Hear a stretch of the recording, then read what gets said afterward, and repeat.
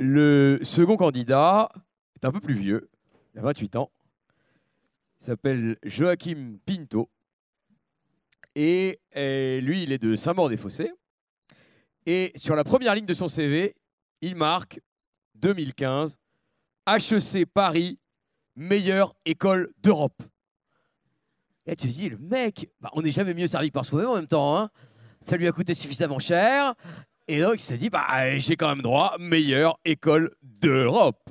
Les mecs, ils s'emmerdent à Polytechnique ou à l'école des Mines, laissez tomber tout de suite, les gars. Faites HEC. Alors, au cours de ses études à HEC, il a fait des missions humanitaires à Katmandou. Voyons, évidemment, ça s'appelle du trafic. Hein. Comment vous croyez qu'on s'est connus? Évidemment, on peut être amis après avoir été client. Alors après, il est allé chez Coca-Cola. Et puis maintenant, il est professeur de Taj Mahal. Ça va nous expliquer ce que c'est. Hein. Responsable, préparer et dispenser des cours de Taj Mahal, test de logique. En fait, c'est le mec qui fait les tests, Marie-Claire, que tu fais l'été en te bronzant sur la plage. Donc, c'est lui. Hein. Tu as l'occasion de le saluer si tu veux un truc. Quel signe du zodiaque est le plus proche de votre sexualité de l'été? C'est lui. Hein. C'est ça qui est formidable. Tu as bien fait de faire HEC pour faire ça, mon pote. Franchement, c'est la meilleure école d'Europe. Et donc, il est le directeur de la collection Les Manuels de référence, donc test de logique, chez Ellipse. Et ça, c'est quand même hyper chic. Il a gagné le concours d'éloquence d'HEC. Ça, c'est vraiment chic. Il a choisi le second sujet. Le populisme est-il forcément populaire? Question à laquelle il a choisi de répondre par l'affirmative. Joachim, c'est à toi.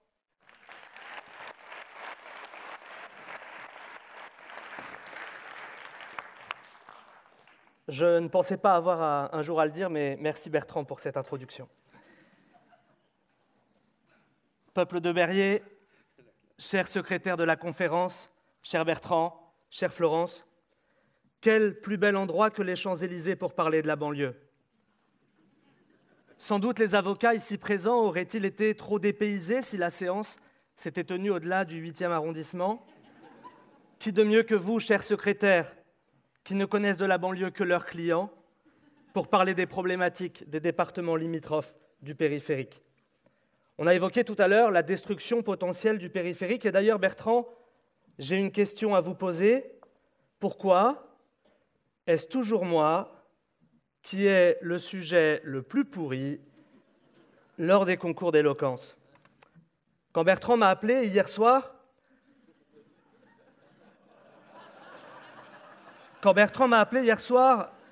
je finissais de dîner, j'étais encore en train de mastiquer. En un mot, bien sûr, sans apostrophe. Quand il m'a dit...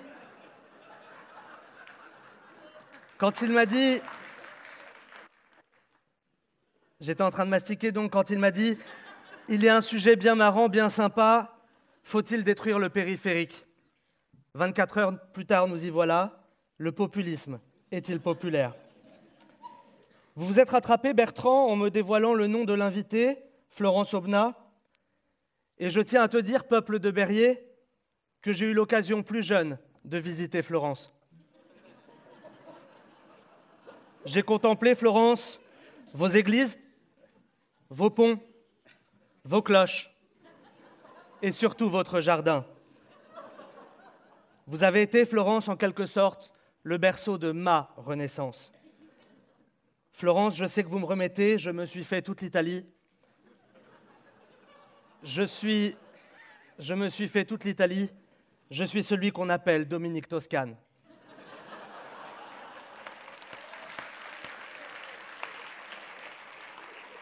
Pour me faire venir, donc, Bertrand m'a pris par les sentiments. Viens, ça va être bien, on sera à 2000. Comme vous le constatez, Bertrand, nous sommes grand maximum 800, ce qui me laisse penser que vous êtes compteur officiel pour les manifestations Gilets jaunes. À cet égard, sans doute est-ce vous qui avez choisi le lieu, le théâtre du Rond-Point. Alors, le populisme est-il populaire? Je suis pour un retour en grâce du populisme, de la politique par le peuple et pour le peuple.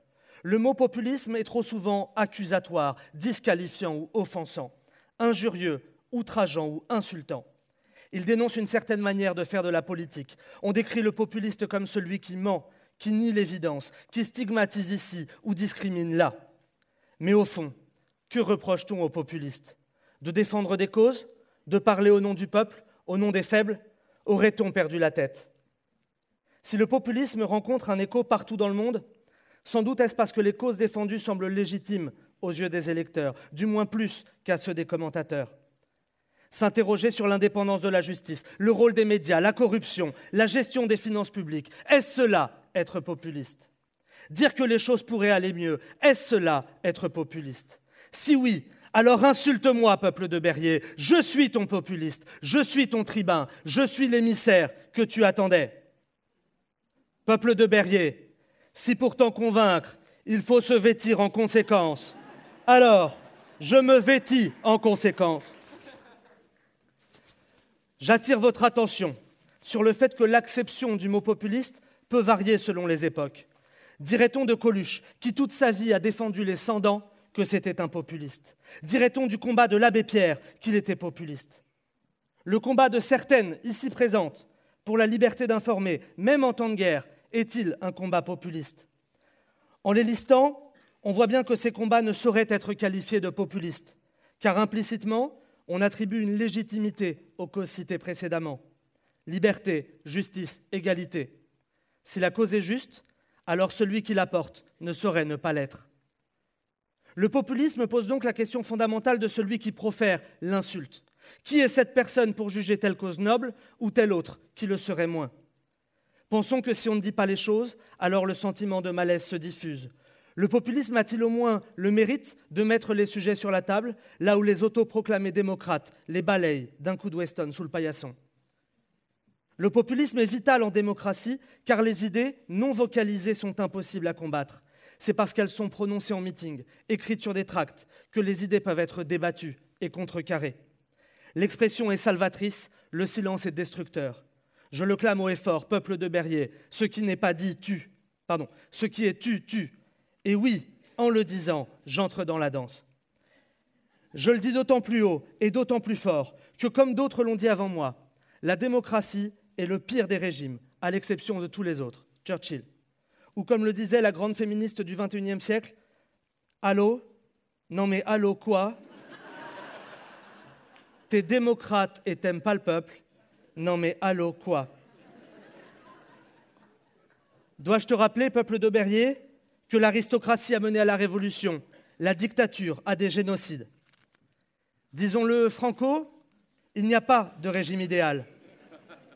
Et vous aurez constaté, du moins pour ceux des premiers rangs, que je ne suis pas très régime non plus.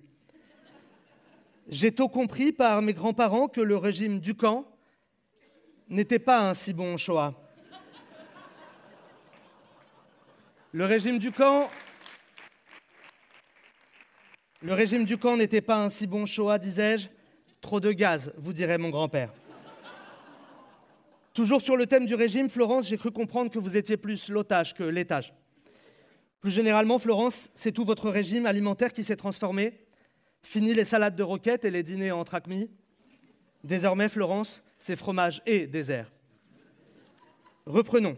Je le dis d'autant plus facilement que là où la démocratie n'est plus, alors c'est la dictature qui prend le dessus. Quiconque connaît Cuba sait qu'une démocratie, même entachée de populisme, vaut mieux qu'une dictature. J'ai eu la chance là-bas de fricoter avec la fille du dictateur. Vous l'aurez compris, à Cuba, j'ai chopé une Castro. Et le problème de la Castro, c'est qu'on pense qu'on est le seul à l'avoir, alors qu'en fait, toute l'île se l'est tapée. En un mot, la Castro est moins fidèle que son père.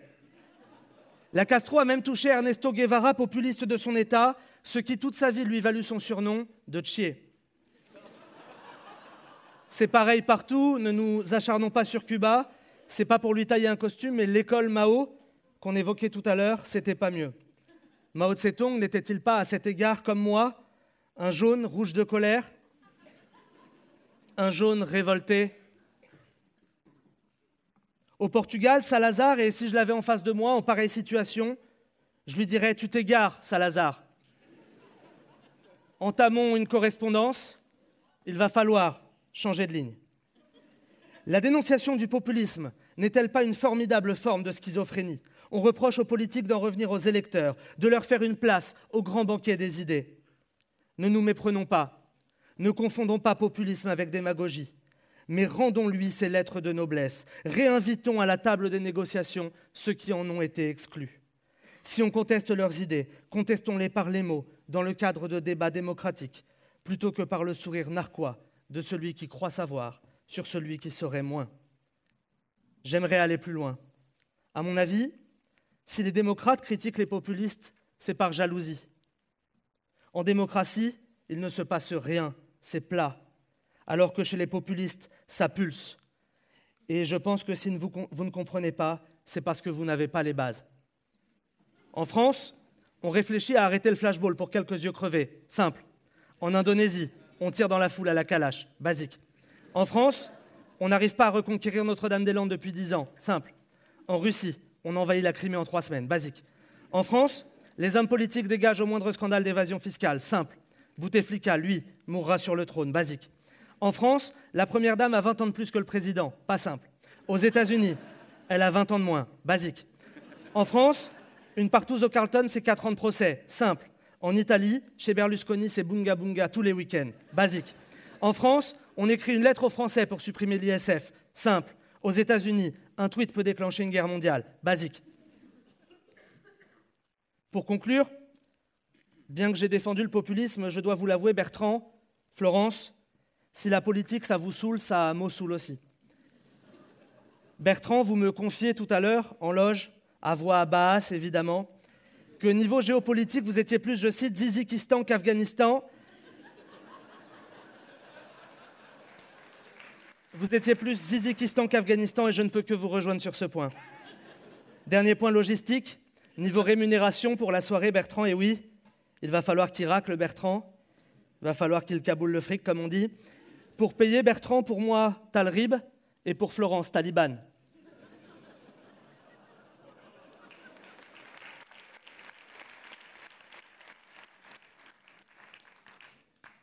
La seule chose qui compte, Florence, et désolé si j'ai été un peu loin, la seule chose qui compte, disais-je, c'est que si hier vous étiez à l'ACMI, aujourd'hui vous êtes à l'ACME.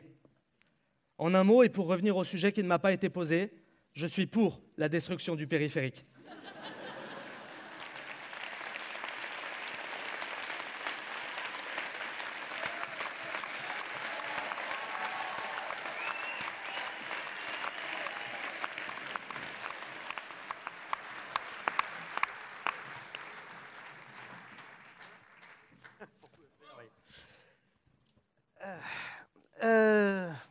Dis donc, Yacine, t'as vu ce qu'on peut faire quand on a un tout petit peu de talent? Je déconne. Faut pas... Vous emballez pas. En plus, il m'écoute pas. Non, vous emballez pas. C'était pas mal ce que vous avez fait, mais enfin bon, c'est quand même pas Moïse qui a écarté la mer Rouge avec ses bras. Alors, sur la forme, on sent le niveau d'études, HEC. Moi, ça reste toujours une horde d'étudiants médiocres et besogneux. A priori, c'est ce que vous faites. Tant que vous terminez... Pardon. Ça, celle-là, je ne vais pas la faire. On va se faire engueuler par Robnas. Alors, non, c'était bien. Le truc, c'est que c'est quand même un tout petit peu vulgaire. Je cite, mastiqué, j'ai visité Florence. Alors, j'ai visité Florence, il faut quand même dire que c'est un peu couillu, parce que, vu le niveau d'humour de l'invité, l'autre, au bout de 25 secondes, tu sentais bien qu'elle avait envie de le gifler avec un Larousse. C'était couillu. Les citations, bien les citations, bien. Churchill et Nabila. On sent l'amateur de tests de logique. Le fond. Alors, c'était pas bon. Mais alors, vous avez quelque chose quand même. C'est-à-dire que le mec, il sait qu'il est mauvais. Et malgré tout, quand même, il te dit, mais en plus, j'aimerais vous en dire plus.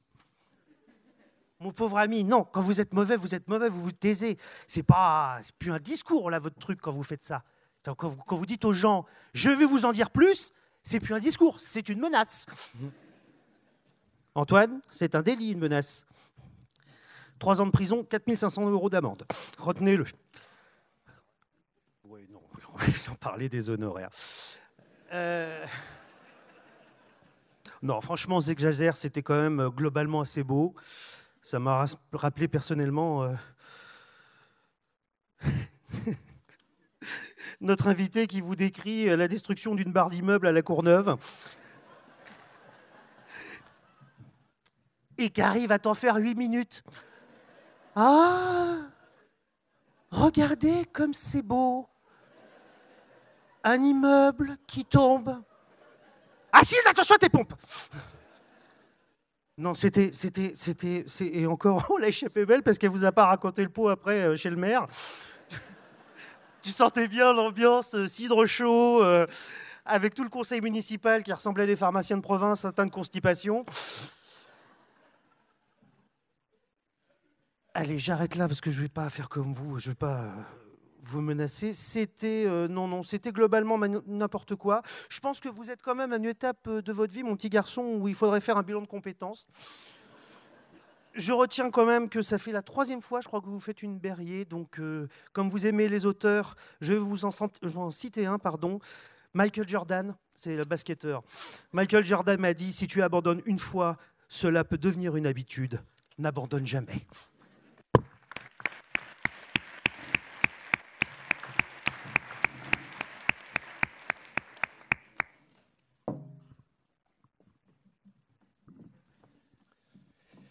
Nous avons été très durs avec Wassim.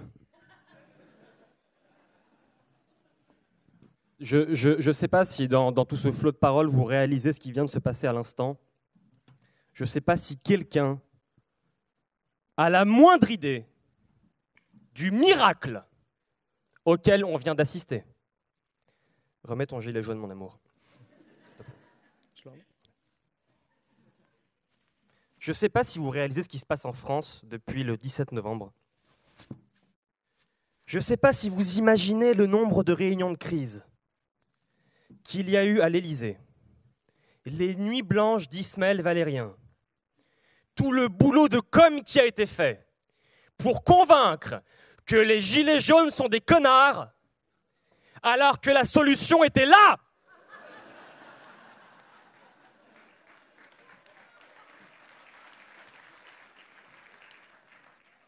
Alors qu'il suffisait de demander à Joachim de porter un gilet jaune et de parler pour dissuader la France entière et lui dire « Arrêtez de bloquer le rond-point!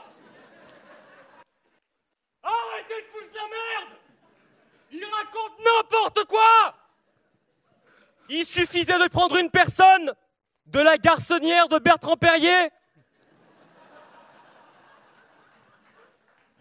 de l'emmener à Katmandou, de lui faire prendre de la MDMA, de le faire revenir et d'en faire le Stéphane Groth séfarade qui viendra faire des jeux de mots vulgaires auxquels on comprendrait rien. Et ça réglerait tous les problèmes de la France. Et il a fallu attendre 4 mois 4 mois pour faire une soirée qui n'a pas de sens, où vous avez payé pour nous voir, pour qu'on comprenne qu'il fallait qu'un drogué mette un gilet jaune pour arrêter les conneries. Et il y a des gens chez Havas et chez Publicis et il y a un Méo qu'on paye alors que la solution, elle est gratos.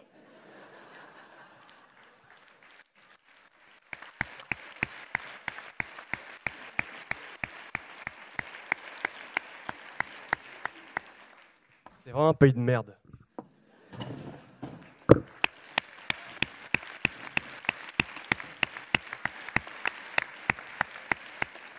Parce que c'est votre combat! Bon, vous avez compris le rythme de la soirée, hein. C'est un rythme, donc on se fait chier au début, vraiment beaucoup. On balance le documentaire de merde, après on entend un sujet relou, après on balance Wassim, ouh. Et nous, après on arrive, ouais. Et là, on balance Nima, le truc remonte un peu, on met le gros avec la tête bien sympa là, wouh. On monte jusqu'au sommet du machin, et à la mi-temps, boum, Florence Obna, bam. Et là, vous redescendez, mais très bas. Avec une histoire, mais... Enfin, je veux dire, vous avez payé votre place, vous venez pour vous marrer. Là, vous dites, ouais, le truc de lui, c'était génial. Et là, je vais vous raconter une histoire sur le périphérique. Ça se passe à la Courneuve. Et là, pendant 8 minutes, on entend une histoire sur... C'est incroyable. Sur des bâtiments qui tombent. Mais ils tombent pas vite. Il y a toute une mise en scène sur le truc. Et alors, c'est la beauté d'un discours qui incarne ce qu'il veut dire. C'est-à-dire, c'est l'ambiance tombe en même temps que l'immeuble. On est tous là, on se fait chier, il fait froid, on est à la Courneuve, on voit le truc tomber là. Oh, on voit le maire, c'est le seul qui applaudit, on sait pas pourquoi d'ailleurs. Là. Ouais, un immeuble. Et globalement, et ben après arrive Pinto, vous voyez. Donc là, à part foutre un gilet jaune et faire des jeux de mots de merde, bah il peut pas faire grand-chose. Tu vois, Wassim, tu as fait toi ce qu'on appelle dans l'art oratoire une François Hollande. Ça veut dire on s'attendait à rien et on est quand même déçu. Alors que toi, Pinto, t'as fait une Emmanuel Macron. Ça veut dire au début ça a l'air cool, mais en fait non, pas du tout. Mais grâce à Pinto, Wassim a appris des choses. Parce que lui, il croyait que la démocratie, c'est le pire des régimes, à l'exception de tous les autres. C'était Nancy qui l'avait dit. Et pas du tout Churchill. Donc tu vois, Wassim, t'es pas venu pour rien. Et comme, en fait, tes jeux mots m'emmerdaient, je me suis dit, mais pourquoi les gens sont venus ce soir? Enfin, je veux dire, vous avez rien d'autre à foutre. Je suis sûr que là, en ce moment, sur BFM Télé, on repasse le grand débat national avec Édouard Philippe, qui était vraiment un moment de télévision extraordinaire. Enfin, excusez-moi cette digression, mais on est quand même à une époque où, normalement, on vote pour des gens qui ont un programme. Ils se sont mis ensemble, tu vois, des gars comme Pinto, intelligents, ouais, qu'est-ce qu'on pourrait faire pour sauver la France? Et au bout de 2 ans, les mecs se disent, bon, là, on n'a plus trop d'idées. Donc, ce qu'on va faire, c'est qu'on va faire venir tous les clodos de la Terre. Ils vont nous donner tous leurs problèmes. Ils vont dire, oui, moi, je crois qu'en fait, ça serait vraiment bien qu'on fasse ça. Il y a Cyril Hanouna qui choisit les propositions et il les fait passer au gouvernement. C'est-à-dire que on est... Et donc, je me suis dit, qu'est-ce que vous foutez là? Et c'est là que je vois ce qu'on caractérise en droit pénal, une publicité trompeuse. Voilà comment, en fait, ils vous ont vendu la soirée. C'est incroyable. Déjà, les meilleurs avocats du moment. Pas du tout. À dire si on était les meilleurs avocats du moment, on aurait autre chose à foutre.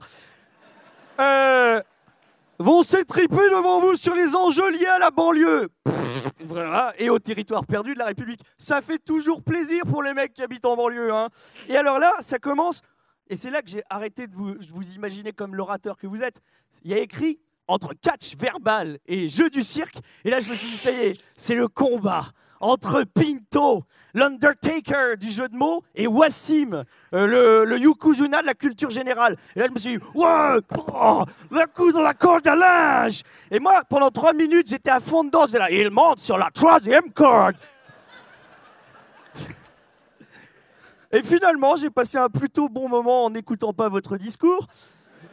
Ensuite, la joute saignante suit un rite où tous les coups sont permis.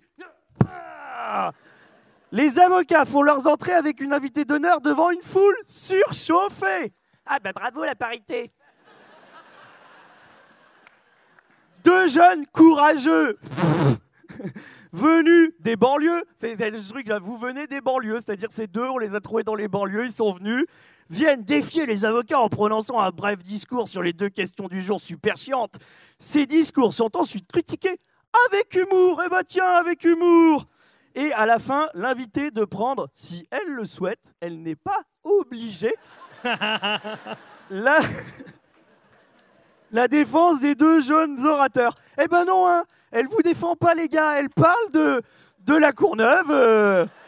Elle a une autre bonne histoire à nous raconter sur la construction d'un tunnel, je crois, mais...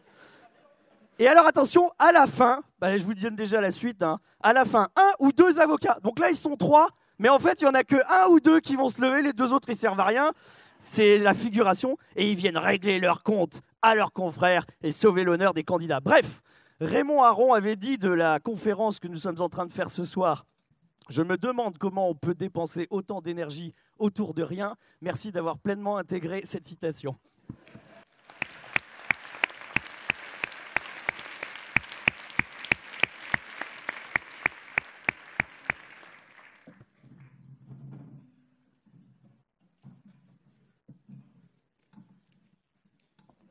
Alexandre Benalla?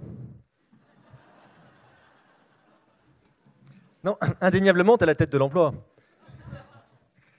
Tu as le gilet qui va avec, tu fais le boss comme lui, tu arrives à finalement nous faire une série télé. Toutes les semaines, on a un nouvel épisode. Tu arrives à finalement, dans ton discours, nous amener d'autres protagonistes. Et c'est ça qui est bien, tu nous parles de ton grand-père, tu nous parles de ton père, tu nous parles de toi, on attendait que tu nous parles de ton fils, c'est ça qui était assez palpitant dans ton discours, c'était ma vie, mon œuvre, ma famille, moi. Et en t'écoutant, je me suis dit, bon, indéniablement, j'ai regretté Wassim, ça tu l'as compris, mais surtout, je me suis dit, mais où est le sujet? Et c'est vrai que tu l'as clairement dit à Bertrand au début. Bertrand t'a demandé, alors, négative, affirmative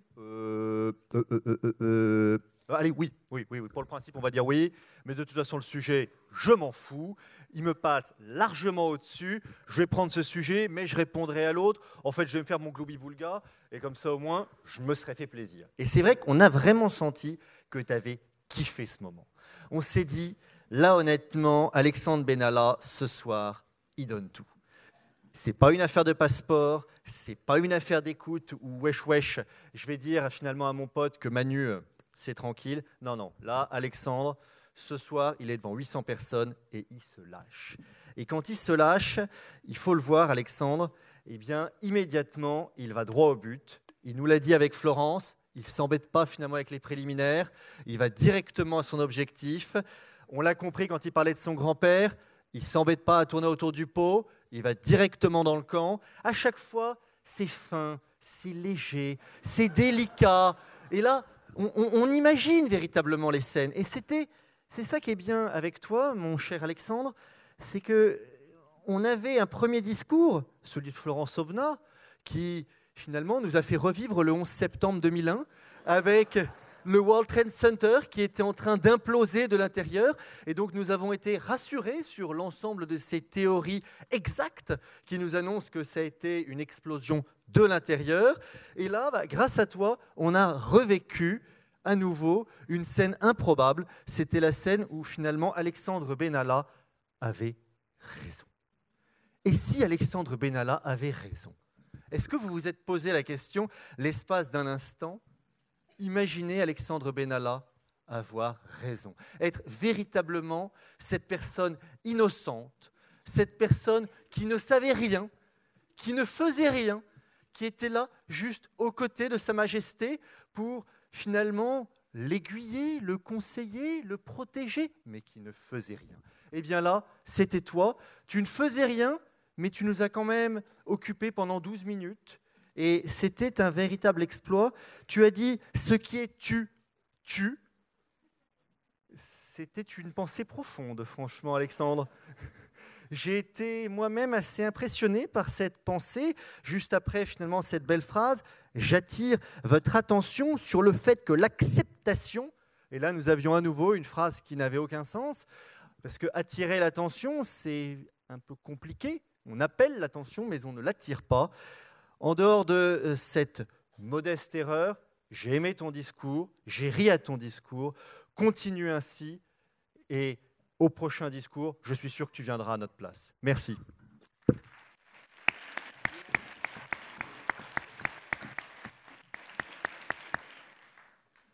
Je prends ce micro-là parce que Antoine V a pas arrêté de cracher dans l'autre.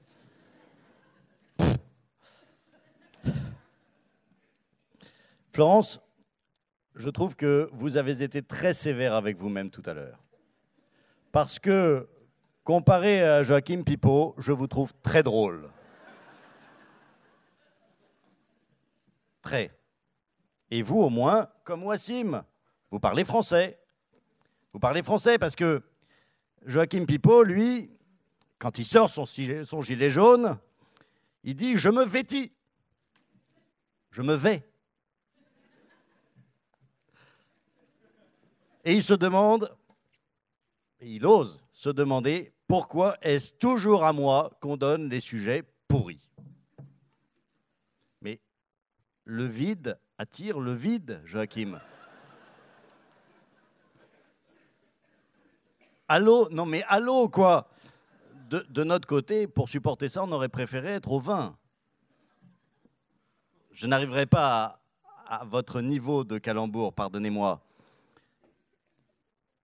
Wassim, lui au moins, il nous l'avait annoncé, son carton de clichés. Il ne nous a pas pris en traître. Avec Jojo, on aura tout dû. Tout. Je ne vais pas m'appesantir, contrairement à vous, mais vous êtes experts, sur vos jeux de mots lourdingues. Retenez seulement le jugement définitif de Victor Hugo dans Les Misérables. Le calembour et la fiente de l'esprit qui vole. Et là, le public aussi a eu le sentiment de s'être fait voler. Je l'ai dit tout à l'heure, il a payé.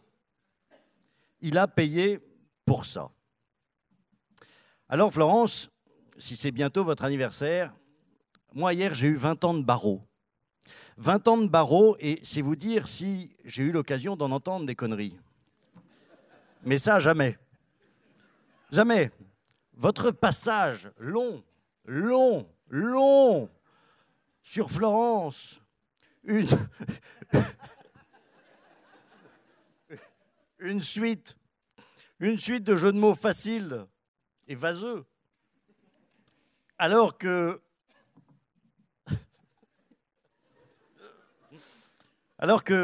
votre discours, c'était le contraire de Florence. J'ai dit tout à l'heure qu'elle était drôle. À Florence, la beauté, cherchez dans le dictionnaire plus tard, la beauté provoque un effet particulier, c'est le syndrome de Stendhal. Et vous n'avez même pas réussi à nous faire ressentir le syndrome de Stockholm, alors que vous nous avez pris en otage, mais on ne vous aime pas. Mais vous avez eu un mot magique, et ça, je vous en sais gré. Vous avez eu un mot magique à un instant de votre discours. Vous avez dit, pour conclure, et là, j'ai espéré. J'ai espéré, forcément, pour conclure, c'était une promesse. Eh bien non, vous avez continué, vous êtes reparti avec toujours les mêmes facilités. Sans doute, les avocats qui sont ici seraient-ils trop dépaysés si on était sorti du 8e arrondissement? Mais, Jojo, moi qui suis un vrai Parisien, sachez que j'ai dû me faire vacciner pour quitter le Faubourg Saint-Germain et venir sur la rive droite. Alors,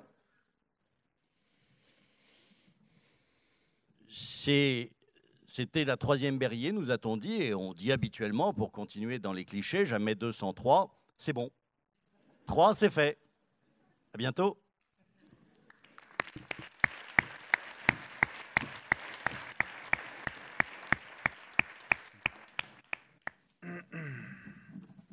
Monsieur Pinto, après vous avoir écouté, je me suis dit quel courage, quelle bravoure et surtout quelle audace. Et de l'audace, il en faut pour venir devant plus de 700 personnes ce soir, nous dire avec aussi peu de talent, aussi peu de choses. Il faut que vous compreniez, monsieur, que nous autres avocats vivons notre métier comme un sacerdoce. La défense, nous l'avons chevillée au corps, le temps nous est compté, et pas seulement lorsque nous facturons nos clients. Il est compliqué pour nous d'organiser nos agendas, il est compliqué pour nous de se présenter à 20h le soir au théâtre du Rond-Point. Certains ont dû reporter un débat avec un juge d'instruction. Certains ont dû s'organiser auprès d'un juge des libertés et de la détention. C'est ça dont on parle. Certains autres ont dû écourter leur week-end prolongé à Courchevel. C'est ça notre métier, monsieur. Et ce soir, nous ne sommes pas contents parce que nous venons ici pour écouter un discours. Et en fait, discours, qu'est-ce que nous entendons ? Nous n'entendons pas un discours, nous avons vécu un long calvaire. Un long calvaire dont chacune des étapes a fait pleurer nos yeux et saigner nos oreilles. Pour être magnanime, monsieur, il faut reconnaître que ce soir, il y a eu de bons moments et puis qu'ensuite, vous avez pris la parole. Ce qu'il faut mettre à votre crédit, cependant, monsieur, c'est d'avoir créé ce soir. Vous avez créé un style hybride. Il y a eu une partie qu'on appellera la partie théâtre du rond-point, avec, vous l'avez dit, le gilet jaune au rond-point, c'était logique. Et puis, il y a eu la partie théâtre du point-virgule. Ce faisant, félicitations, vous venez de créer le théâtre du rond-point-virgule. Alors, bravo à vous et longue vie à ce théâtre.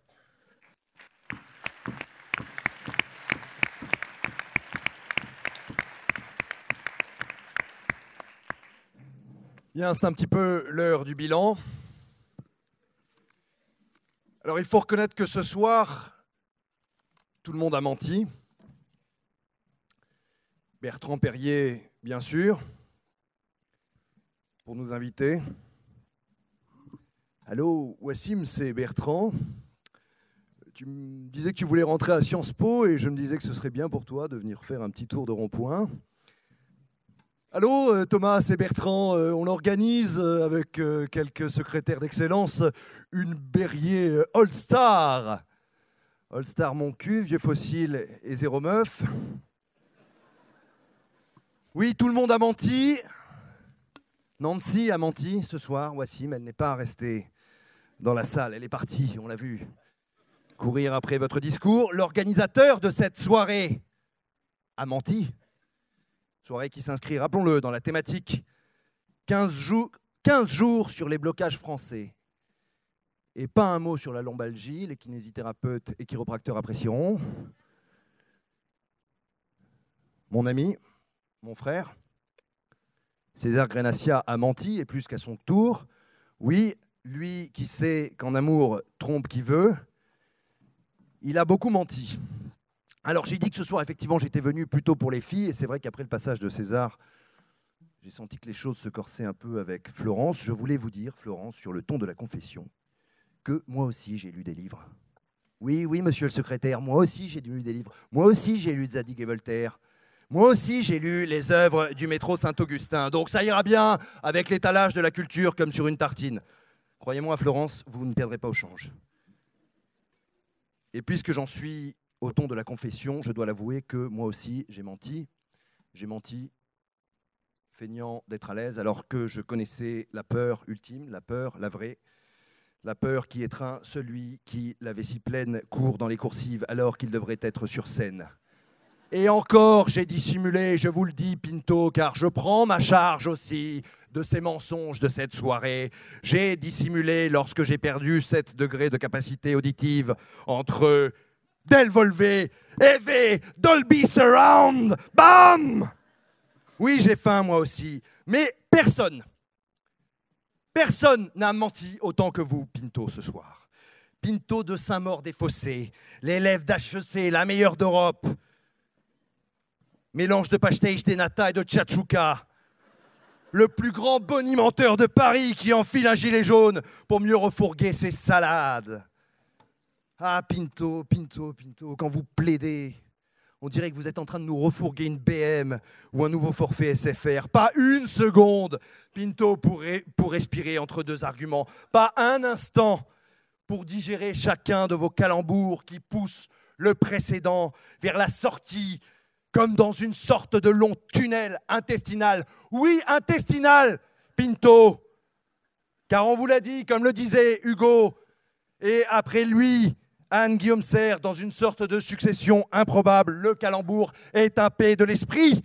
Et de ce point de vue, Pinto, avec vous ce soir, on a vécu un beau moment d'aérocolie. Oui, Pinto, votre discours, c'était du vent, mais à l'heure du bilan, il faut reconnaître que, comme disait Moreau Jaffery, ça soufflait, vraiment. Finalement, ce soir, la seule qui n'a pas menti, c'était Florence. Elle a dit qu'elle ne ferait pas, elle n'a pas fait. Alors merci Florence, et puisqu'on est dans cette salle et qu'il faut toujours dire merci, merci Bernard.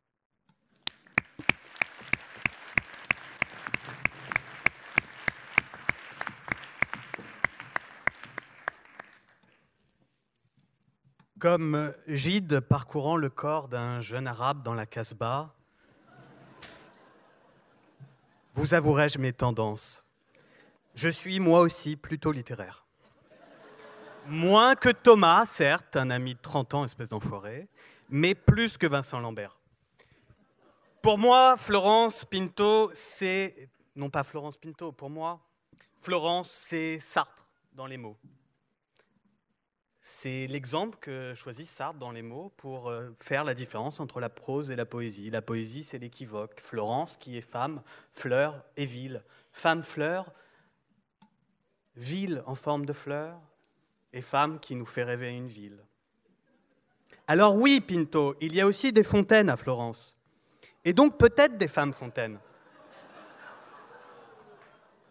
Mais Pinto, un discours, c'est pas un historique de recherche porno.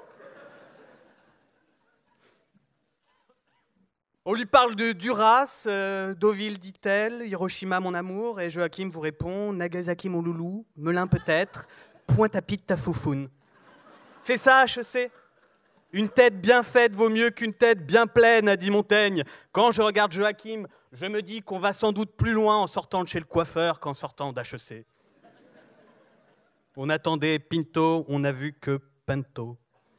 C'est moderne, c'est macronien, lieux communs et non propres, ça ressemble à Benalla ou Macron, c'est sans queue ni tête ou les deux à la fois. L'un n'avait ni articulation ni corps, l'autre n'a ni colonne et beaucoup trop de fondements. C'est vulgaire, c'est lourd et pas un mot sur le sujet, et ça marche. Et vous l'applaudissez sans cerveau, sans dents, sans bras, en se balançant les uns contre les autres, mais vous l'applaudissez le gilet jaune. Eh bien, c'est la preuve que le populisme est populaire. Oui, c'est vrai, mais le triolisme aussi. Et le saphisme, l'échangisme, le touche-à-touchisme, le papisme et même le priapisme. Votre discours, Pinto, n'est pas quimpé de l'esprit. C'est beau de citer Hugo dans ce moment-là, dans ce moment où vous le rêvez comme un grand humaniste, mais Hugo, ce grand féministe, a aussi dit l'homme a une clé qui remonte les femmes toutes les 24 heures. Feignasse! En parlant de vent, vous avez remarqué que dès qu'une femme pète, elle tousse?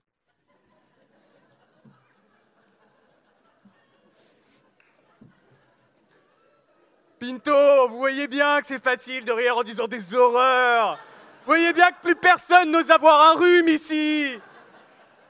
Votre discours, Pinto, je l'ai entendu 100 fois, c'est d'un calembour au kilomètre. Comme dirait Göring, vous êtes à l'humour, Joachim, ce que Brandt est à l'électroménager. Une référence en matière de four.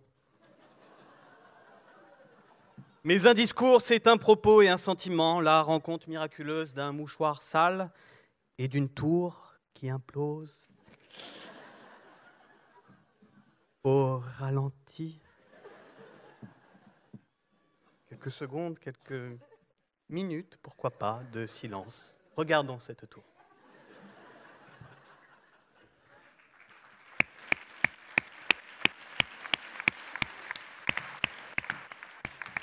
Et ce sentiment gênant, mais tendre aussi, ce mélange de compassion et de malaise que j'ai en vous écoutant, c'est celui que chaque homme a déjà vécu. Ce qu'on ressent quand on vous entend, c'est ce que ressent un homme comme sidération et désespoir quand la femme qu'il aime le regarde en lui disant « Dis-moi quelque chose de gentil ».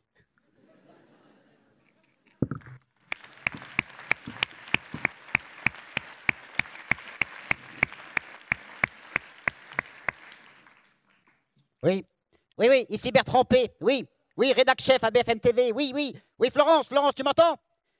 Oui, patron, oui. Écoute, Florence, hein, après ta traversée du désert à Pôle emploi, je te redonne ta chance. Hein. Tu vas me trouver un scoop. Et un scoop, un vrai scoop pour le 20h de ce soir. Je t'envoie sur les gilets jaunes. Ok. J'y vais. Je vais au premier rond-point que je trouve. Ah bah ça y est, j'en ai un. Oh, il y a un gilet jaune? Oui, il y a un gilet jaune. Il est comment? Oh bah, il a l'air gentil. Il a même un sourire un peu niais. Ah, il me regarde, chef. J'y vais. Mais oui, vas-y, 20h bientôt. Bon bah j'y vais. Je m'approche de lui. Oh, il sourit encore plus bêtement. Oh. Ah oui, puis je m'approche et tout d'un coup là, il sourit plus du tout. Oh, je vais lui poser une première question. Florence, le populisme est-il vraiment populaire? Joachim, attendez. Non, moi en tant que gilet jaune, j'ai d'abord une lettre à écrire à Dominique Toscane. Dominique Strauss-Kahn. Ah, Florence. Pardon, je n'ai pas très bien compris. Vous pouvez préciser? Écoute ma cocotte. Je peux pas bien te parler, je peux pas bien articuler parce que je suis encore en train de mastiquer. Bertrand P, je comprends pas son humour. Vas-y cocotte. C'est bientôt le 20h, dépêche-toi. Pardon monsieur, je suis Florence Aubenas, mais je n'ai pas bien compris votre humour. Vous pouvez répéter?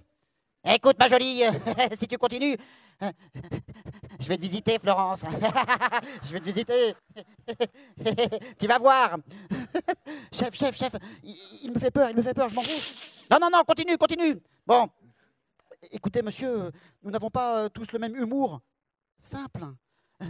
On dit toujours qu'en matière d'éloquence, il faut se mettre au niveau de l'auditoire. Basique. Écoute, Florence, tu continues. Mais non, mais il me raconte des blagues salaces. Je comprends rien à ce qu'il me raconte. On n'a pas le même niveau de salacitude.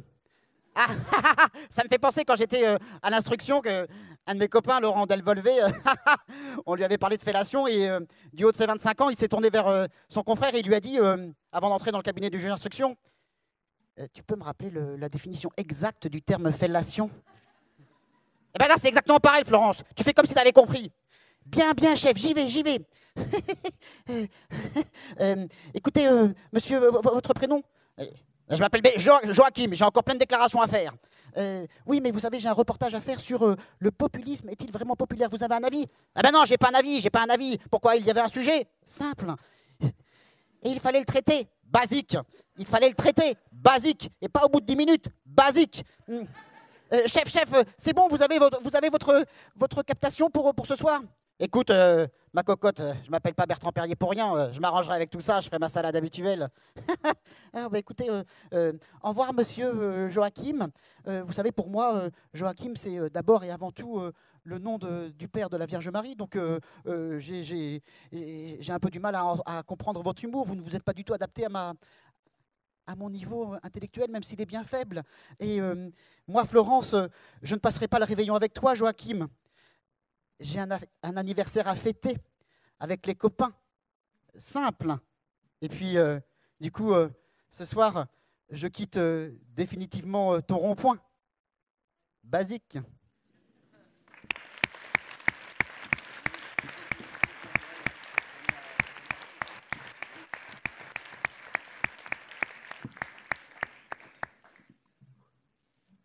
Bon, je sais que vous attendez ce moment pour bien vous marrer. Ils vous ont tous fait chier depuis un moment. On va rigoler. C'est normal. Bon, alors la première des choses, je pense qu'il est temps de voler à leur secours quand même. Donc la première des choses, c'est que Nancy, tout le monde en parle. Mais moi, j'ai vraiment un scoop, je l'ai vu. Ah ouais, ça vous fait rire, mais c'est vrai. Quand on est arrivé à peu près ensemble. On était dans le hall du rond-point. Et Wassim était là, avec 2 personnes, dont l'une clairement Nancy, l'autre un garçon.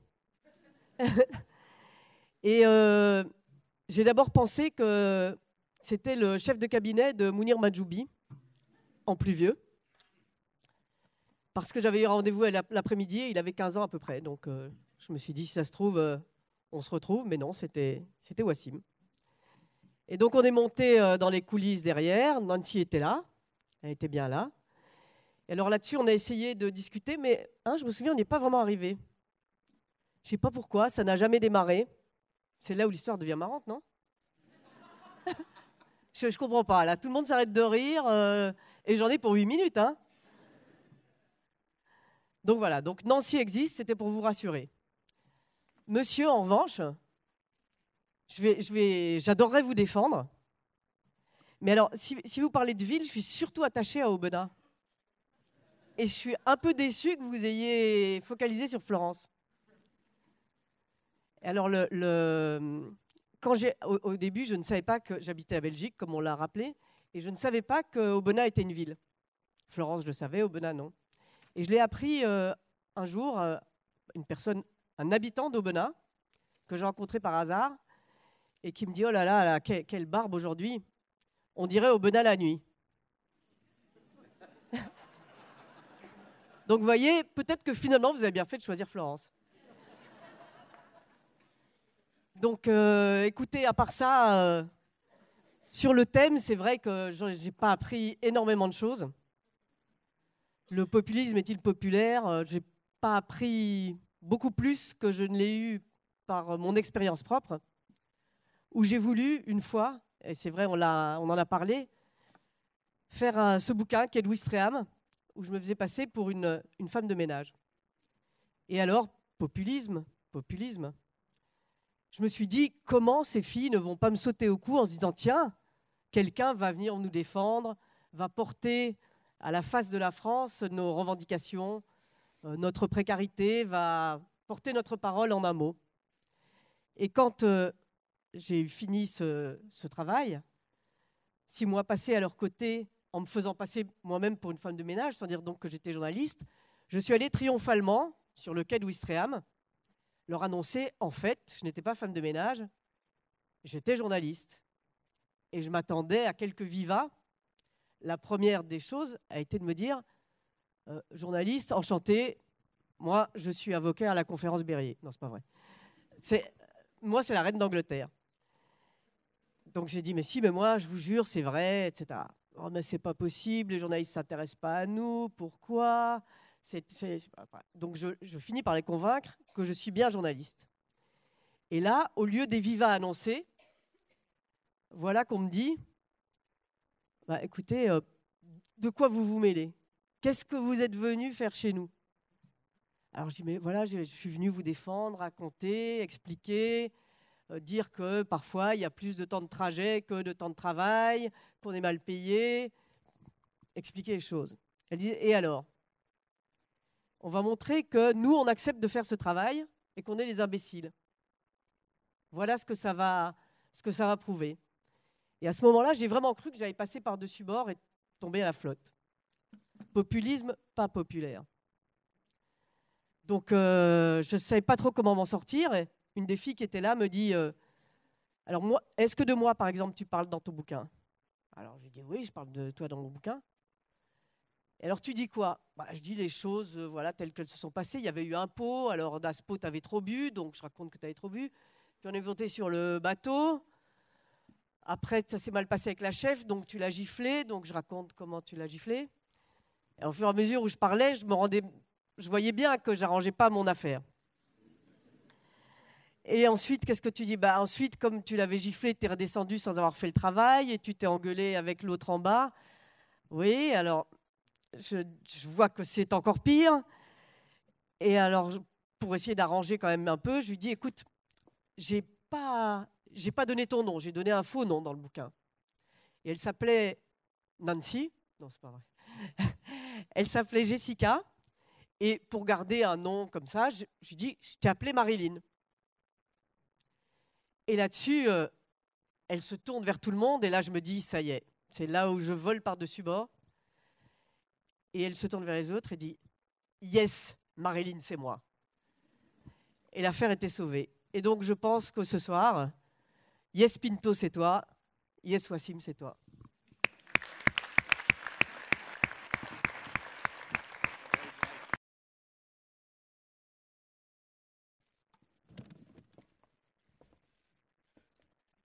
Avant de participer à cette vaste blague, On nous a fait signer une autorisation de diffusion en cession de droit à l'image. Je sous-signais, Edmond Claude Fréty, etc., confirme par la présente donner au Théâtre du Rond-Point mon autorisation pour l'utilisation à titre gracieux, intégralement ou partiellement, ensemble ou séparément, des enregistrements sonores et visuels de le grand oral désopilant du barreau de Paris. Qu'est-ce qui était désopilant ce soir? Pourquoi ai-je cédé mon droit à l'image pour ce spectacle navrant? Pourquoi ai-je accepté de participer à ce recyclage de stars déchues de la conférence du stage? Ils ont bossé toute la journée pour trouver des bonnes petites blagues à faire, hein, sur ces deux nigauds qui sont portés volontaires. Tout ça pourquoi? Pour se marrer à moindre frais dans le 8e arrondissement en se foutant de la gueule des gilets jaunes. Que c'est bon de se moquer des pauvres, hein? Et vous êtes tous complices de ça.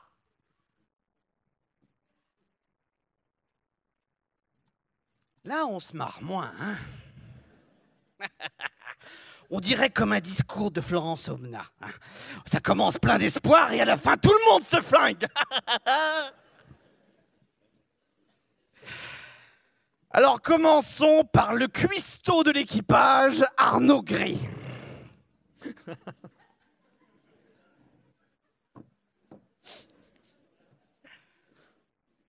Arnaud Gris.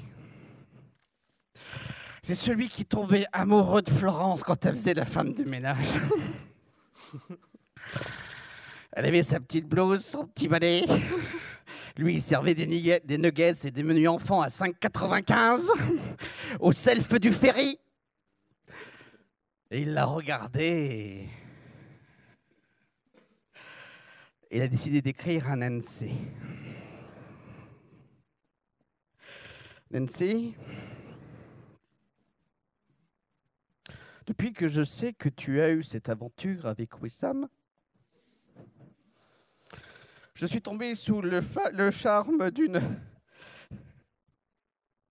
Ah, Wissam. J'ai fait une confusion entre Wistreham et Wassim.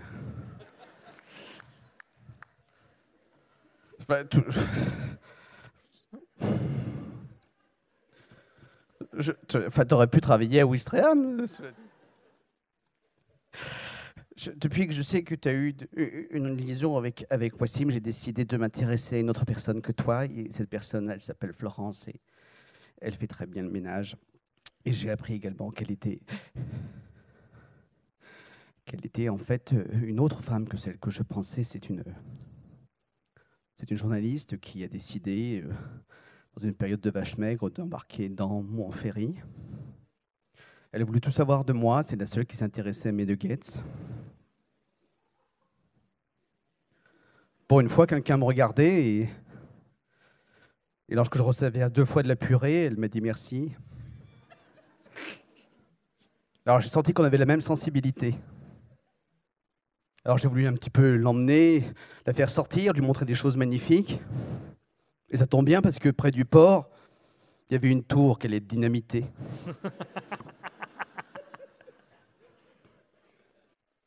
Alors j'ai dit, Florence, viens, je vais te montrer quelque chose d'absolument magnifique. On a sorti les glacières, les petits fauteuils pliants, on s'est installé. J'ai acheté 2 packs de crocs, on en a bu au moins 1. Et ça a commencé à 4h du matin. Et le soir, à 22h, rien n'avait encore évolué. Elle avait fini le 2e pack de crocs. Et tout d'un coup, un peu comme notre amour,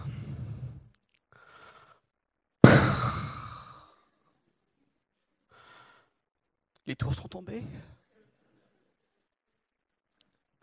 J'ai mis ma main sur son genou, elle a mis sa main sur mon genou aussi. Et je sentis en moi quelque chose que je n'avais jamais ressenti, cette espèce d'odeur de brûlé, l'odeur de dynamite.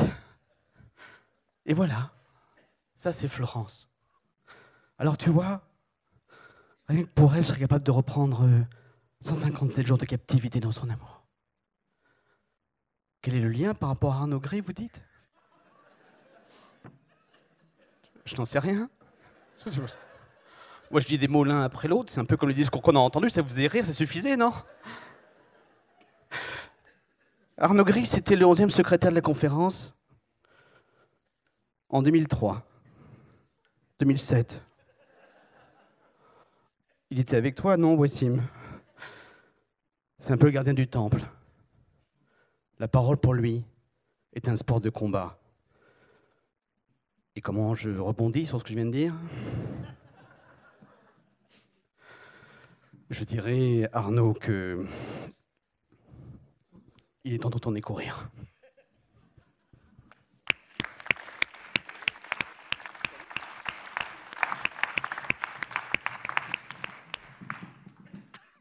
Vous l'aurez compris, cette soirée illustre les ravages de la drogue chez les avocats. Au demeurant, d'ailleurs, nous avons les mêmes fournisseurs avec le Théâtre du Rond-Point, car je voudrais qu'on s'arrête un instant sur ce dessin. Qui est responsable de cette merde? Donc, nos disques sont rayés. Déjà, tu sais pas trop pourquoi. On en est déjà au 2e, c'est plutôt pas mal. Et donc, il y a un type, sous acide, de toute évidence, qui a dessiné un vinyle avec un chien bourré qui bouffe un cobra. Tout va bien dans le milieu de la culture en France. Voilà, et je pense que les intermittents ont encore un avenir. Alors, parmi les drogués, lourdement drogués, Nima Eri.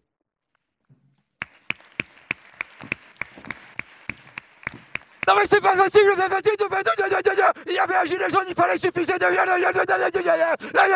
Alors, je voudrais qu'on ait une pensée émue pour le mec qui est en régie là-haut. J'espère que le Théâtre du Rond-Point est bien assuré question accident du travail, parce que le mec est sourd à vie.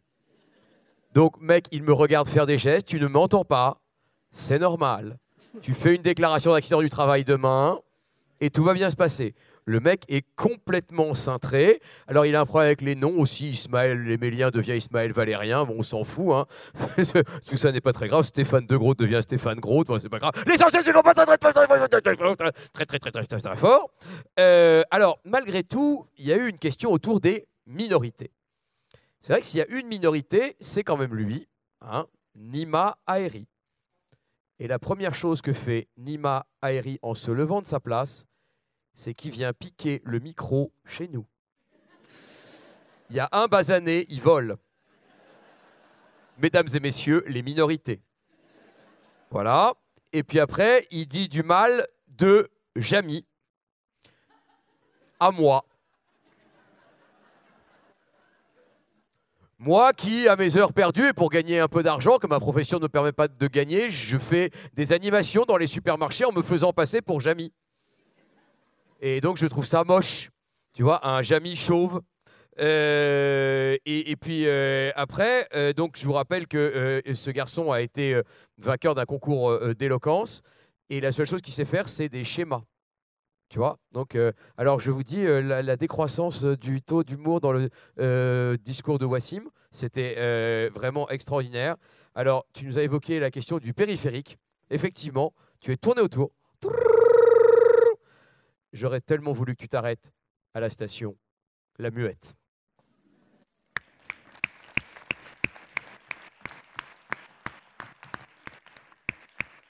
Le mec, il est quand même grave.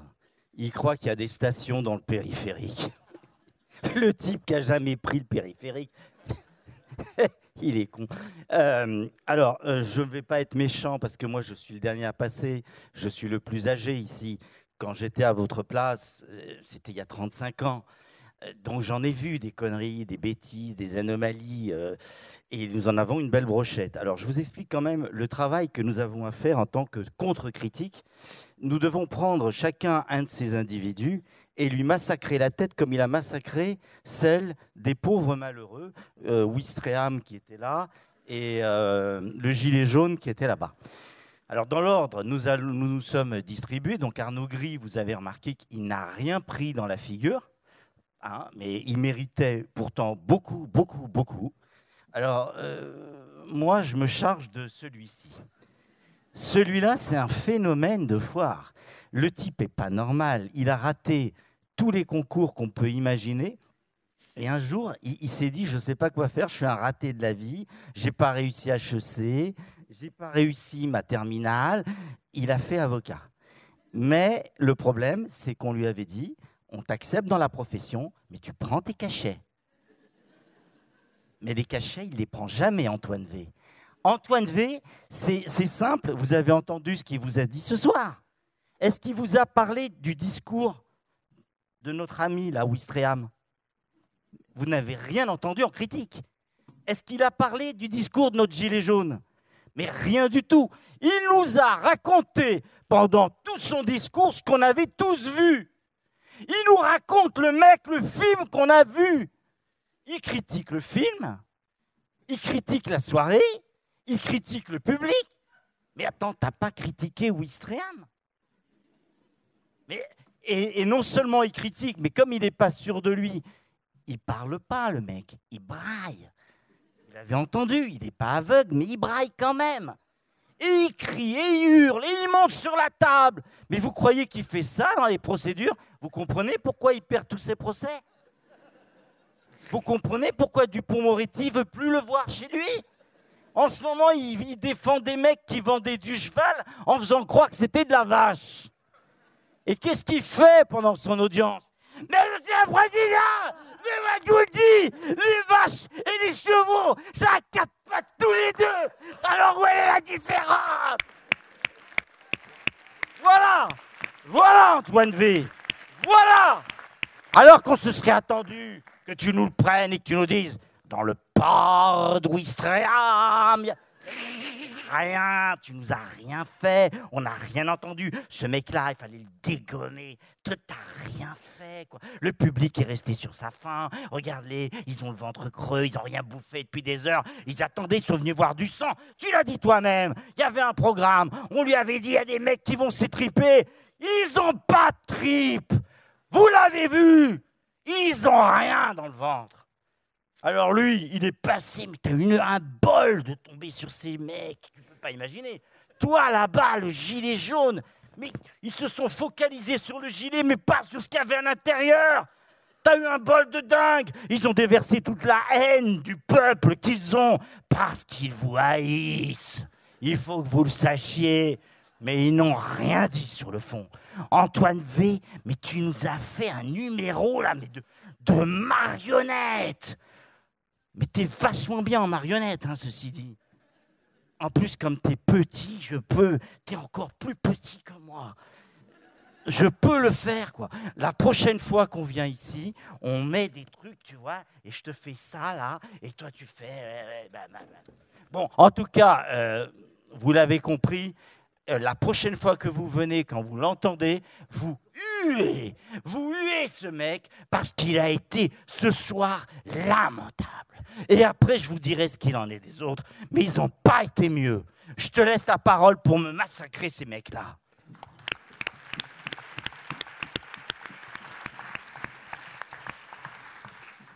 J'en viens maintenant au grand hibou, là. Et alors, le grand hibou, il est extraordinaire, parce que quand il parle, tu vois, bon, bah, là, les gens, normalement, ils parlent, bon, bah, les autres écoutent. Lui, là, il parle, celui-là, il se casse. C'est extraordinaire. C'est le mec, il arrive à faire fuir les gens. L'autre il dit, moi j'en ai rien à foutre du vieux hibou, je vais aller pisser, parce que effectivement il va pas se passer grand chose de très intéressant pendant qu'il va parler, ça fait que 10 ans que je l'entends, moi j'ai la vessie, mais c'est impossible, donc le mec se barre, donc c'est vraiment, les mecs votent avec leurs pieds si tu veux, pendant que lui parle, et alors il s'est dit, effectivement, Florence Aubenas nous a dit une phrase qui a résonné en moi, je suis la seule femme, donc je vais faire durer le plaisir. Ta vie privée ne nous intéresse pas, Louis Romain. Et alors, effectivement, son problème, c'est quand il fait avec sa pote gueule, là, des trucs. Il a sa cravate de l'Automobile Club, tu vois. Et il fait wesh, wesh. Et là, tu te dis, mais ta maman est au courant que tu viens dans des soirées parisiennes pour faire wesh, wesh. Tu dis, le mec a été déshérité, c'est fini. La baraque à Carnac, c'est mort. Wesh, wesh. C'est comme quand Giscard allait chez des éboueurs. Wesh, wesh. Ça, j'adore. Et alors, c'est le seul mec qui dit, est-ce que vous vous êtes déjà posé la question, est-ce que Alexandre Benalla pourrait avoir raison? T'es le seul mec qui se demande si Benalla pourrait avoir raison. C'est-à-dire le degré d'analyse politique du mec. Jean-Michel Apathy, si tu nous regardes, alors franchement, tu peux être peinard avec ta Twingo parce que alors le mec est le seul qui se demande si Benalla pourrait avoir raison. Donc tout le monde sait que le mec est un mythomane qui manque un arracheur de dents ou un avocat, c'est pareil. Non, franchement, c'est extraordinaire. Alors par contre, attirer l'attention, ah non. Non, là, il y a des principes. C'est Maître Capello. Appeler l'attention, barbarisme. Ouais, c'est générationnel comme blague, hein. Merci madame. Si t'as pas 70 ans, tu la comprends pas. Hein. Donc effectivement, voilà, faut être chaud, vous ménopausez ou les deux. Hein. Voilà, merci madame. Wesh, wesh. Voilà, et puis alors lui, tu comprends bien que son problème, c'est que donc j'ai pas donné le prénom, le nom de famille de Wassim. Bon, je m'ai dit j'ai coupé le nom de famille. On l'a guillotiné. Et tu sens que chez les Richer, la guillotine, c'est un truc, ça leur, tu vois, ça leur rend des souvenirs là, ce petit coup de frais dans le cou. Voilà. Et puis à la fin, tu dis ouais. Moi, faudrait quand même que j'aille en banlieue. Tu te dis, oh putain, vaccin, safari et tout, oulala, faudrait que j'aille en banlieue. Pourquoi? Pas pour rencontrer des gens, pour me faire couper les cheveux. Ben, évidemment, ce mec, parce qu'il se paye 25 balles alors que l'autre se les paye à 10 balles les mêmes, tu vois, alors qu'en fait, il est beaucoup mieux coiffé que toi. Donc, il va aller en banlieue, chez le coiffeur. Allez, pour un peu, je t'adorais, il s'en est fallu d'un cheveu.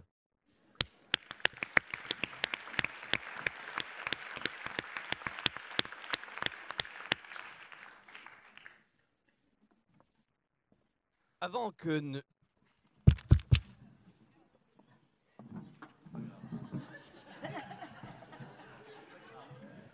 Avant que ne démarre cette vaste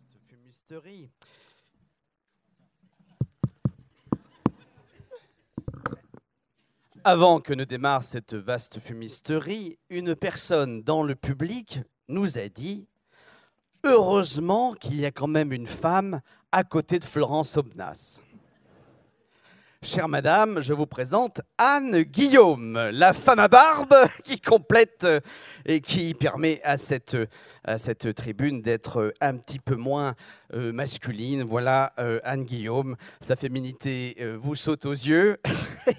Cet homme est l'aberration chromosomique de la promotion 2002. Avec le 8e secrétaire, Laurent Delvolvé, à côté de madame Aubenas, il faisait partie de ma promotion. Promotion pleine de talent, pleine d'espoir sur l'avenir, mais on avait quand même nos 2 cas sociaux de l'éloquence. Les 2 gilets jaunes de l'éloquence, on les a eus bien avant le mouvement. Et ce que j'aime chez Anne Guillaume, c'est que c'est un homme d'une élégance absolue. Il a le physique de Roger Moore. Il a aussi ce phrasé typique de la personne qui a l'habitude de croiser des pauvres. Est-ce que vous avez vu la façon dont il parle de la banlieue? On a l'impression qu'il va chez Emmaüs livrer une vieille commode toute mitée en disant « ça pourra toujours servir à quelqu'un ». Hein? Ben, c'était à mémé, hein? Plus personne n'en veut, hein? Ça sent l'encaustique et elle s'oubliait souvent dessus. Mais il y aura probablement un clochard qui sera heureux de cette petite table en formica.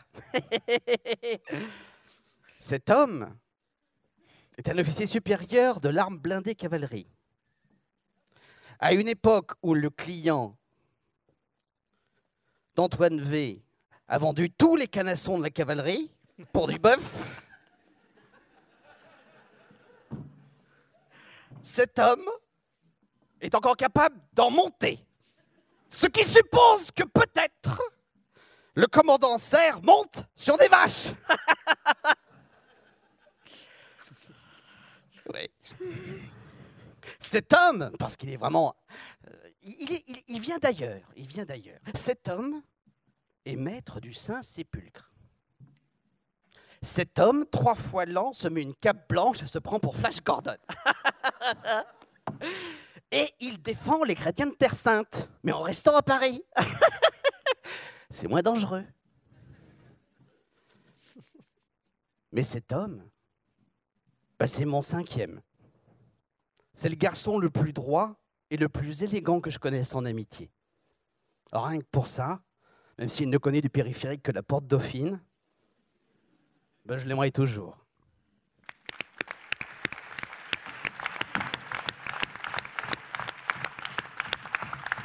Alors, Julien Mailleras. Alors là, vous avez vu quelque chose d'étonnant tout à l'heure. Lorsque Julien a pris la parole, tous les excités s'excitaient, comme c'est leur nature, et lui, très calme. Il nous a parlé de quoi? Est-ce que vous vous en rappelez? À qui a-t-il comparé le petit là-bas de Ouistreham, là? À Mozart. J'attendais Mozart qui devait venir à la cour de l'empereur. Donc, les mecs, excusez du peu, ils se prennent pour la cour de l'empereur d'Autriche. Et le gars, il se dit, attends, on est la cour de l'empereur d'Autriche, donc qui c'est qui vient rendre visite à l'empereur d'Autriche? C'est Mozart, forcément. Alors, le Mozart, il ressemble pas tellement. Le mec, il est carrément... je sais pas ce qu'il a. Il a vu Amadeus tous les soirs pendant 10 ans. Alors, il s'attendait à voir le type avec la petite perruque et le mec qui fait 1m2, quoi. Tu vois, vous avez vu le film, quoi. Et il voit... Combien tu fais, toi? 1m91. 1m91. Mais pourquoi tu fais pas basketteur au lieu de venir t'emmerder chez des fêlés pareils? Non, mais attends.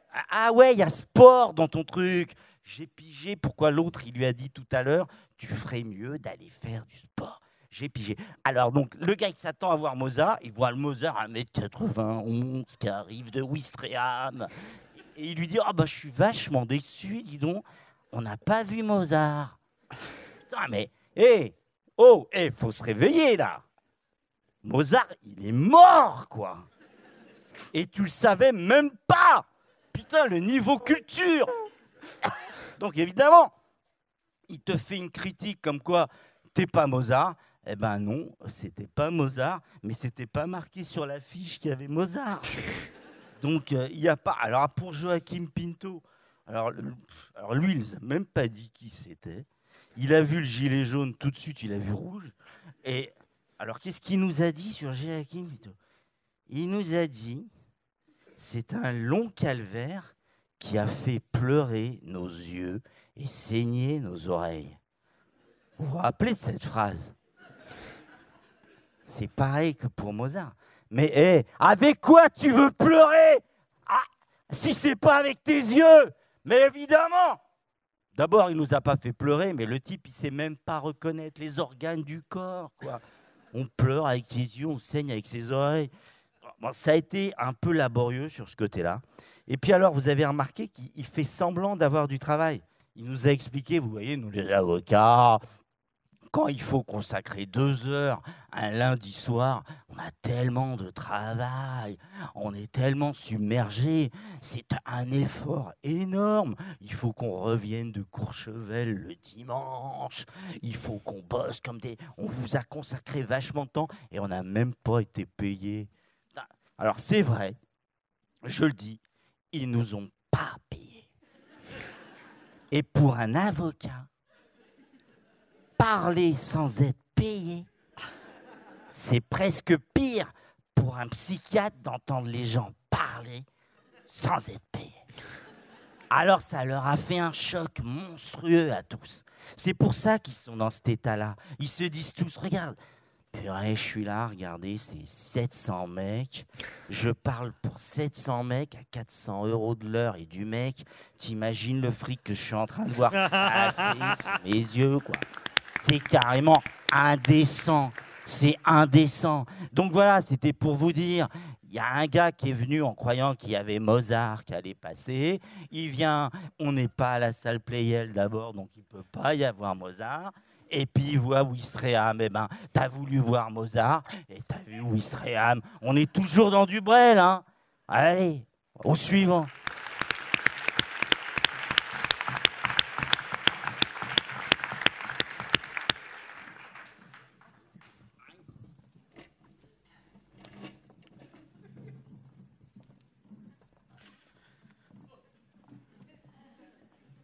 Au départ, je pensais que le mistigris de cette soirée, c'était Louis-Romain Richer. On s'est tous passé le personnage Louis-Romain Richer en disant non, c'est toi qui le fais, c'est toi qui le fais. J'ai perdu. Et on m'a refilé Heinz. Heinz, comment parler de lui sans être extrêmement vulgaire? Il a cité à un moment un film qui est Les 12 salopards. Les 12 salopards, si vous vous souvenez bien, il y a Telly Savalas dedans, qui fait un personnage complètement lubrique, qui tue une femme en plein milieu du film. Et c'est pour ça qu'il a été condamné à mort et qu'il a quand même été envoyé sur cette mission. Pourquoi est-ce que je fais le rapport entre Telly Savalas et Heinz ? Parce que, lui aussi, il avait le choix entre être exécuté ou participer à cette soirée. En fait, c'est un peu son sourcil mis à l'épreuve ce soir.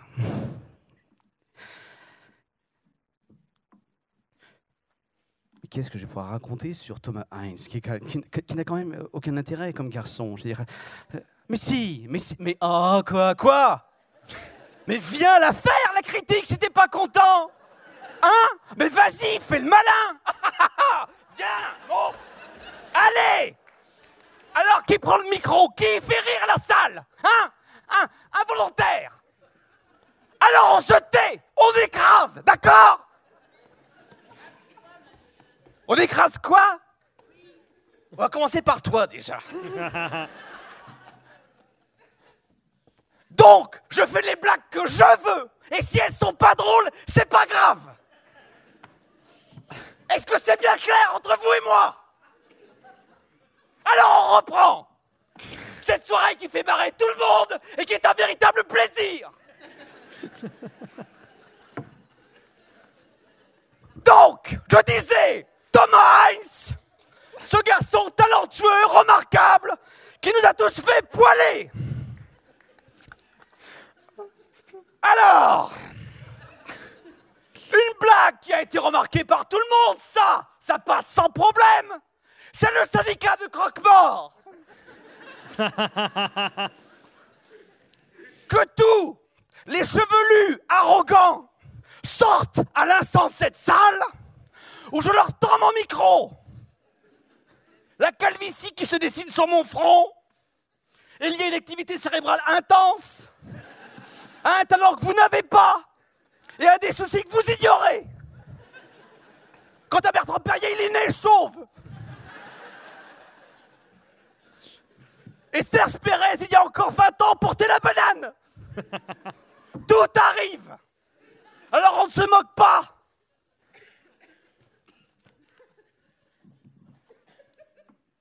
Donc, en parlant de vieillissement, j'ai la chevelure que je peux avoir. Il ne tient qu'à moi de la faire pousser d'un coup si je souhaite. Si je respire fort et que je me contracte, je vais être comme les Dupont et Dupont dans Objectif Lune. Mais je ne le ferai pas ce soir. Surtout que parfois c'est pas au-dessus de mon crâne mais à mon pubis que ça pousse. Et dans ces cas-là c'est très gênant. Je ressemble à Arnaud Gris.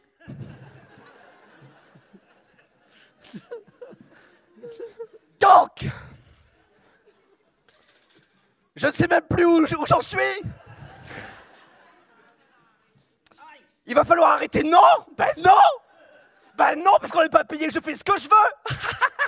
Je vais me faire un tour. Allez, je vais faire un tour derrière le rideau. Allez hop! Bam! Bam! Bam!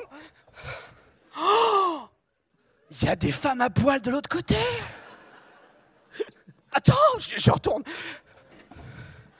Voilà. Là, ce qui me fait plaisir, c'est que si captation il y a, notre carrière est brisée. Cette soirée n'a aucun intérêt. Jean-Michel Ribes se dit, voilà encore 200 000 euros de foutu. À 400 euros de l'heure. Bref, je voulais simplement dire que nous sommes peut-être des petits vieux, mais nous avons encore une prostate fonctionnelle et qu'aucun d'entre nous, sauf erreur, n'est parti pisser.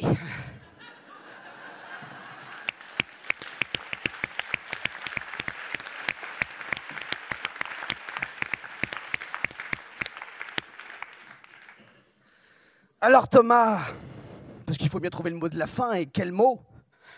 Qu'est-ce que t'en penses, toi?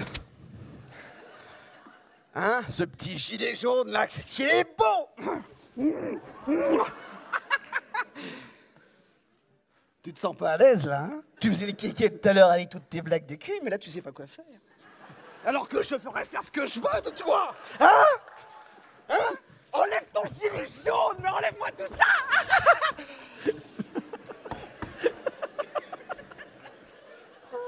Et là, on se dit, mais quelle carrière a-t-il, ce garçon? Mais aucune. D'ailleurs, je vais m'envoler. Vous m'accueillez au premier rang?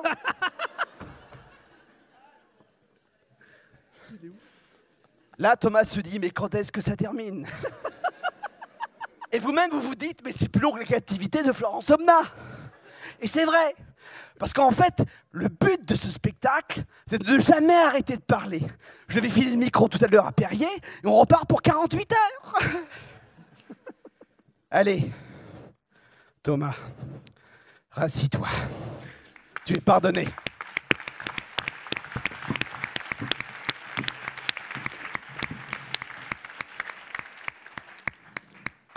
Vous voyez bien que ça, il le fait avec lui. Parce que s'il le fait avec lui, c'est pénal. Et oui. Et cette soirée devient une rencontre avocat-client. Développement clientèle, c'est gratuit, mais ça rapporte. C'est un investissement. Donc, si tu estimes n'a pas avoir été consentant, Joachim, à ce qui s'est passé à l'instant, ce qui n'est pas totalement exclu, parce qu'un gros creusois, c'est quand même assez terrible, tu vois, ça, enfin, un traitement inhumain et dégradant, on peut dealer quelque chose, et je prendrai un honoraire modique, mais de résultat, parce qu'avec ce que tu vas gagner en dommages et intérêts pour avoir supporté Edmond Fréty sur tes genoux, c'est quand même quelque chose. Donc là, effectivement, on n'a qu'à... Alors, on n'a pas lu jusqu'au bout l'autorisation de diffusion. Autorisation de diffusion, captation destinée à des fins d'arbitrage, à des fins d'archivage et de communication interne du théâtre du Rond-Point. Et là, tu te dis, mais qu'est-ce qu'ils vont en foutre? Qui va aller dans les archives du théâtre du Rond-Point pour regarder cette soirée, objectivement, de n'importe quoi? Et qui, notamment, va aller dans les archives du théâtre du Rond-Point pour aller voir César Grénassia? César Grénassia qui arrive à caser dans une même intervention Gide, Jean-Paul Sartre, saint Thomas d'Aquin et Marc Lévy. Cherchez l'erreur. Et alors, c'est lui qui a, je vous le rappelle, complètement barré. Hein. Il y a un petit air d'Emmanuel Macron, non, quand même? Un petit peu d'une petite mèche en brun. Et alors, c'est le mec qui a une fascination invraisemblable pour les poches urinaires, les paraplégiques et les moignons. Ça doit lui rappeler quelque chose. Il est un peu comme Jérôme Rodriguez et le président des lycéens, bon pied, bon oeil, respectivement. Et alors, évidemment, Femme Fontaine. Bon, alors là, Florence, on était là, enfin voilà, la Fontaine de Trévis, tout ça, Femme Fontaine, la grande classe. Et tu nous as dit, une femme, quand elle pète, elle tousse. D'où ceci. Aspirine. Ça assurera que Florence reste totalement étanche.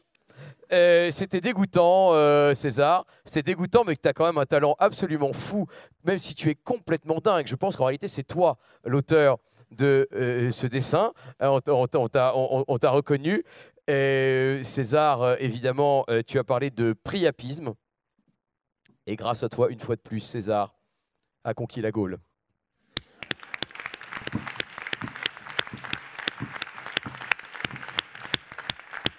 Alors, comme c'est moi le plus intelligent, c'est moi qui termine. Laurent Delvolvé. Mais pourquoi vous applaudissez? Oh, j'ai rien dit. Attendez, attendez. Qu'est-ce qu'il nous a fait, Delvolvé? 8e secrétaire d'une promotion lointaine, très très lointaine. Un numéro qui ne sert à rien. Delvolvé, il a eu 2 phases dans sa vie, vous l'avez remarqué. D'abord, pendant toute la partie qui était consacrée à Oussama, Attends, comment tu t'appelles déjà? Parce qu'ils t'ont donné tellement de noms. Ah, Wassim! Ça y est, tu t'appelles Wassim. Et c'est elle qui s'appelle Ouistreham, c'est ça? D'accord. Pendant toute la partie consacrée à Wassim, il ne nous a pas tellement parlé de Wassim, il nous a parlé de Nancy. Et je ne sais pas s'il sait où est Nancy, mais il a parlé de ce côté-là. Est-ce qu'elle est de ce côté? Putain, le mec, en plus, il est nyctalope. Il voit dans le noir. Moi, je me suis dit, qu'est-ce qu'il sait de... Où est-ce qu'elle est d'abord, celle-là? Ils en ont tous parlé. Et en fait, ils ont plus parlé d'elle que de toi, t'as remarqué? La fille, elle est en train de te piquer ton rôle, elle dit pas un mot. On parle que d'elle demain dans les journaux. Qu'est-ce qu'elle va dire, Florence? Ça a été la soirée de Nancy. Et Ouistreham, que dalle. Donc, il y a un problème quand même. Il fallait quand même parler du candidat et pas de sa copine. Première règle. Et il y a eu la deuxième partie, la métamorphose du cloporte. Je ne sais pas si vous avez remarqué. Deuxième partie, on ne reconnaît plus le mec. On dit, c'est le même que tout à l'heure qui cherchait Nancy dans la foule. Et c'est devenu le sketch, quoi. L'homme sketch. Et c'est là, cher public aimé de Berryer, que vous comprenez tout ce qu'il y a dans un avocat. Un avocat, c'est un acteur contrarié. C'est un acteur qui n'a pas été actionné. Et en l'espèce, il nous a fait une espèce de mélange. Je ne savais pas. C'était un mélange de comique que je serais incapable d'imiter. Vraiment, le comique bas de gamme, le truc qui passe, tu sais, aux heures de grandes écoutes quand il y a les gilets jaunes qui regardent. C'était comme ça. Et tout son discours, ça a été ça sur Joachim. T'as remarqué qu'il n'a pas parlé de toi? Il a dit « Alors, ici, c'est Bertrand !» C'est pas ça, une critique, c'est pas ça. Une critique, Laurent, tu prends ton téléphone, enfin ton micro, et tu regardes le mec, et tu lui dis la vérité sur sa vie. Tu le laisses pas partir comme il va partir ce soir, celui-là, en se disant, mais je sais même pas ce que je vaux. Il y en a un qui a fait la viande avariée, il y a le deuxième, il m'a parlé de Florence, le troisième, il a fait le clown. Mais c'est pas ça, le truc. T'es là pour aider cet homme à s'en sortir. C'est comme Florence tout à l'heure. Elle nous parle pas des mecs, elle nous parle des tourquetons. Et moi, qu'est-ce que je me dis? Qu'est-ce que je me dis en tant qu'avocat? Elle est en train de faire un truc pour nous parler d'autre chose. Parce que les bars qu'elle parle, là, c'est pas des bars, c'est le barreau. Elle est en train de nous dire il y avait 4 barreaux et il fallait choisir lequel on allait éliminer. Il y avait Nanterre, il y avait Créteil, il y avait Bobigny et il y avait Paris. Il fallait en tuer un. Alors elle s'est dit, tous les nazes, ils sont à Bobigny. On va pas les toucher, ceux-là. Elle a dit, tous les mecs bien, ils sont à Paris. On va pas les toucher, ceux-là. Il restait qui? Nanterre et Créteil. Je ne sais pas lequel des deux a perdu. J'y vais jamais. Je passe le périphérique, j'ai un problème. Je reste à l'intérieur. En tout cas, on a passé une bonne soirée. Ça a été pas mal. L'invité a été désopilante. Désopilante. Les mecs, là, ils nous ont fait rire, mais on n'a pas tout compris. Et les deux là-bas, ils savent même pas pourquoi ils sont venus. Celui-là, il voulait faire avocat, il va faire basketteur. Celui-là, il voulait chef d'entreprise, il va faire chômeur. Et à la fin de la soirée, on va tous être des gilets jaunes. Bye bye.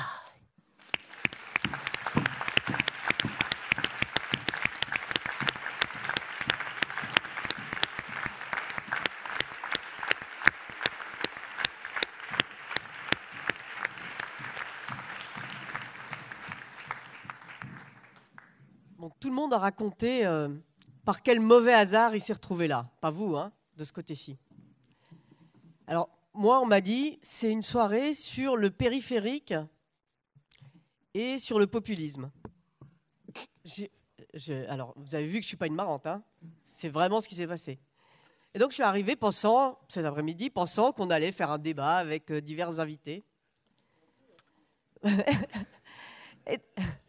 Et donc, en fait, on m'a rapidement briefé en arrivant en coulisses vers 19h sur ce qu'allait réellement être cette soirée. Donc, on m'a donné 3 objectifs. Le premier, de faire bref. Vous avez vu? Le deuxième, de faire drôle. Vous avez vu? Le troisième, il s'agissait d'être méchant. Eh bien, je dis bravo. Donc, j'ai vraiment passé une excellente soirée. Et pourtant, journaliste et avocat, ça ne marche pas toujours forcément ensemble. Je dois dire que, comme vous tous ici, je suis persuadé, ne mentez pas, on a tous eu un procès un jour ou l'autre. Moi, c'est 10 ans perdus. Donc, j'ai toujours eu une très bonne opinion d'eux quand je suis dans le box de la presse.